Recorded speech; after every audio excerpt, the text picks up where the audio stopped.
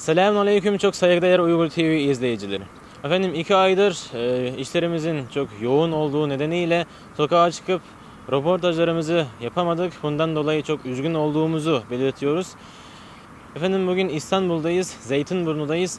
Ramazan ayında Doğu Türkistan'daki Müslüman Uygur Türklerin oruçlarını, sahurlarını, iftarlarını özgürce yapamadığı sebeple bu yönde sorularımızı sormaya devam edeceğiz efendim.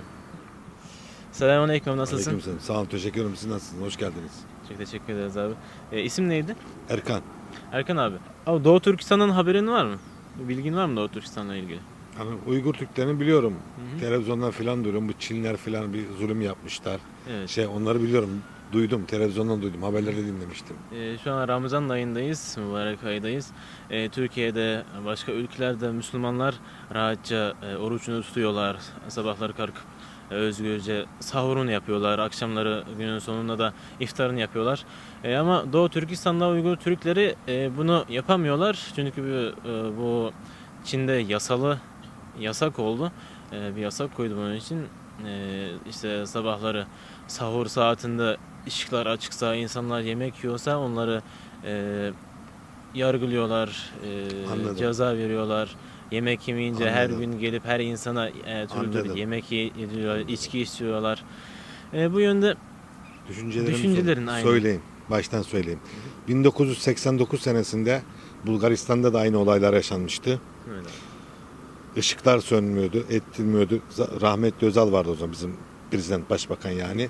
24 saatte de ülkeyi terk edeceksin demişti Bulgaristan'ın başbakanı. Evet. O zaman ve biz kapıları açtık, bize geldiler.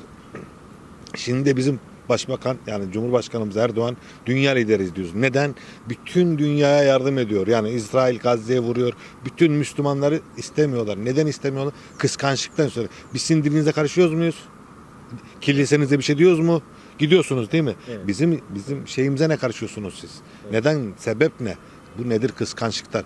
Bizim liderimiz işte Erdoğan diyorum. Kulakları çınlasın. Yani ona destek çıksalar dünyayı biz yeneriz yani. Yeneriz.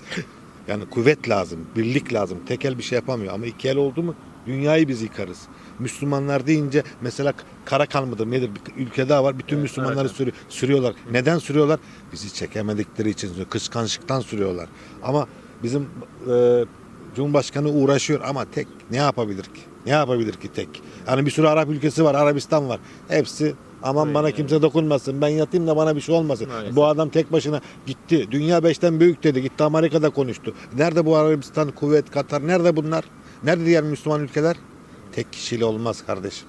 Buna birlik olması lazım. En güzel birlik. Şüphesiz. Yani ne Türkçesi sana diyeyim?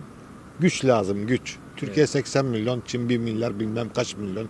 Ne yapsın Türkiye yani? Türkiye 80 milyon ne yap? Suriye var.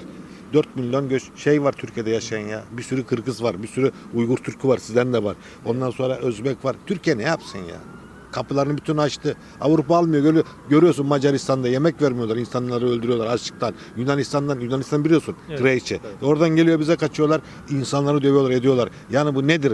Nedir? Dertleri ne bunun yani? Neden? Bırakın bizi biz gibi yaşayalım. Biz Müslümanız değil mi?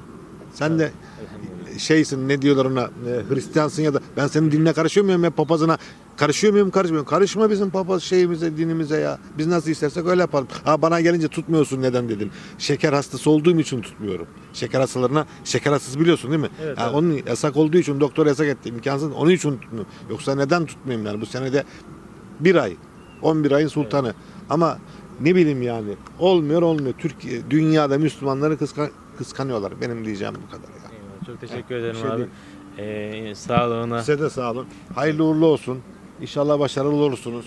Selamünaleyküm. Nasılsın? Selamünaleyküm. İyiyim, sağ ol. Sen nasılsın? Eyvallah, sağ ol abi. İsim neydi abi? Hanefi.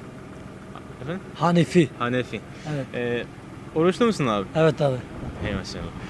Abi şu an eyvallah. Allah. Şimdi Türkiye'de bazı Müslüman ülkelerinde, dünyanın tüm ülkelerinde oruç tutmak, özgürce oruçlarını tutabiliyor insanlar. Sahurunu yapabiliyorlar, iftarını yapabiliyorlar değil mi? Evet. Peki bunların yapamayan ülke biliyor musun abi? Bunlar yasak olan. Yani mutlak vardır. Yani Doğu Türkistan mı neydi tam Evet. bilmiyorum. Orada yani işte zulüm altındalar öyle diyorlar. Yani. Şu anda Doğu Türkistan'da abi. Denizde gördüğümüz gibi yani gördüklerimizi sadece hani biliyoruz. Evet. Tabii orada yani insan içinde yaşayan daha zor. Yani, yani insan ancak zor içinde gördüğü zaman yine anlıyor. Şimdi yani zor yani. Şimdi Doğu Türkistan'da Özgür değiller yani oruç insanlar. tutmasını yasakladığı Yani için zulüm e, altındalar insanlar.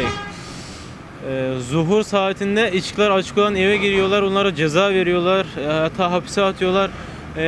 Sabahlarda oruç tutmasın diye domuz eti yediriyorlar, içki içiriyorlar. Abi bunlara göre hislerin, duyguların nelerdir? Bize bir şey söyleyebilir misin? Ya, tabii bunlar yanlış yani. Yani kim olursa olsun yani insan Müslüman olsun İslam olmasın. Yani zulüm her türlüsü yanlış yani. Keşke olmasaydı ama Ya çok teşekkür ederiz zaten bir şey için. değil. Bir şey değil Eyvallah. abi sağ ol Allah razı Eyvallah. olsun. Sana razı olsun. Güzel bir şey yapıyorsunuz ama Eyvallah. Allah inşallah